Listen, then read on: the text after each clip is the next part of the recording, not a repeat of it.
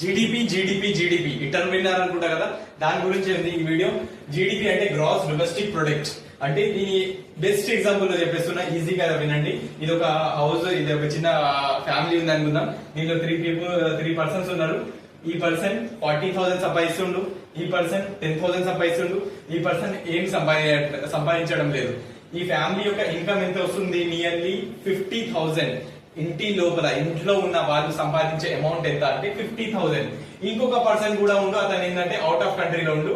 అతను ఎంత సంపాదిస్తున్నాడు అంటే 1 lakh రూపీస్ సంపాదిస్తున్నాడు. కానీ అతని ఇన్కమ్ మనం దీంట్లో కలపం, ఎందుకంటే అతను హౌస్ లో ఉండట్లేదు. అలా అని గ్రాస్ డొమెస్టిక్ ప్రొడక్ట్ అంటే కంట్రీకి వచ్చినప్పుడు ఏంటంటే కంట్రీ లోపల ఉండి సంపాదించే వాళ్ళ యొక్క ఇన్కమ్ ఎంత, దాని గురించి చెప్పేది గ్రాస్ డొమెస్టిక్ ప్రొడక్ట్. దీంట్లో ఏంటంటే ఫారెన్ లో ఉండి సంపాదించే వాళ్ళ యొక్క ఇన్కమ్ దీంట్లో మనం ఇంక్లూడ్ చేయము. Okay right. ఇంకోటి ఇది ఇంక్లూడ్ చేస్తాం ఏంటంటే ఫారెన్ పీపుల్ ఇక్కడ వచ్చి ఏదైతే ఇన్వెస్ట్మెంట్ చేస్తారో దాని ద్వారా వచ్చే డబ్బు, ఇన్వెస్ట్మెంట్ రిటర్న్స్ ఉంటుంది, దాన్ని అయితే జీడిపిలో ఇంక్లూడ్ చేస్తాం.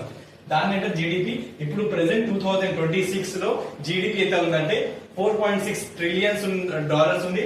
తెలంగాణ యొక్క జీడిపి ఏంటంటే 17 lakhs crore రూపీస్ ఉంది. Okay, thank you.